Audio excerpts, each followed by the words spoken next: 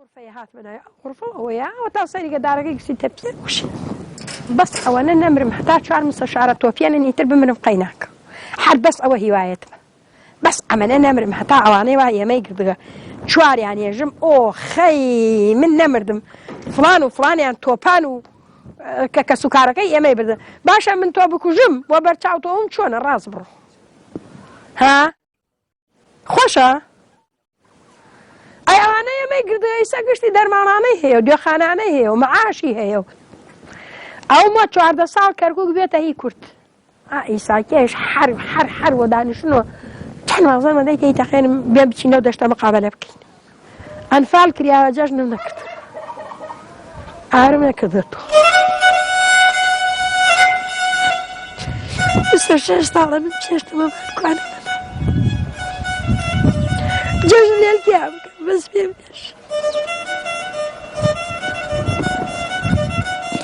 جاجنا بكيبك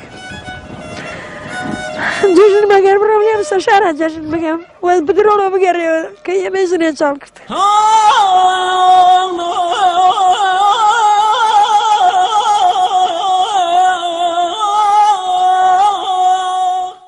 وما تقوم عن قيناك بالا جرفاي ولا كعرباني هربا ما ندير انه بخوا عقرك ومن امانه دصلات بوايه نما هي لا ياك عرب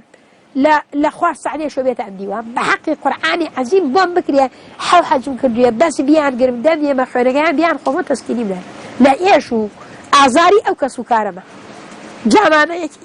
او تعالى وحش قشتي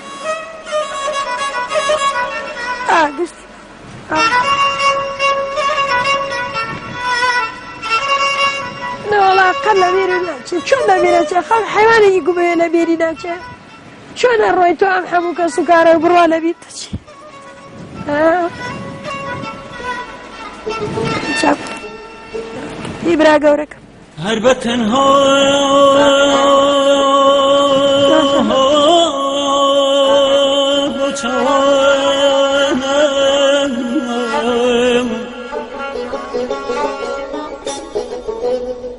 هربتن هو زيتي حد شامان در كريا ودان ريايد هر بس يا مقابعة كمان الروات الريا والريا كينو تهو هنا يتريا ما بارو ما مندش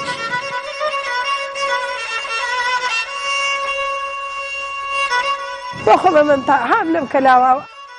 لا والله كيني قصيك لي لك مجبور اوزن شار كريا اي ندريات يو كفني بوانا كريا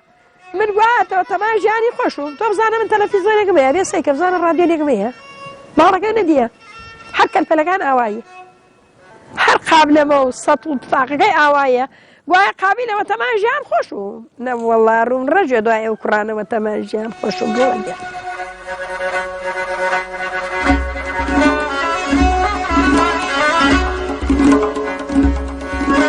بس ما بيجك قابلة